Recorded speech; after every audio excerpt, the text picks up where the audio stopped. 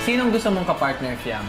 Let's just, think lang of the expectation. Ako, dalawa lang pinagpipili ako. JM and Binsoy. JM Binsoy, ikaw, Jazz. Kasi syempre, give 2 na lang, give 2 na lang. Sobrang comfortable ko sa kanila, baklo. Ikaw pa rin lang, hanap-hanap harapan na kahit magpanggap di matatago na ang iyong yakapan.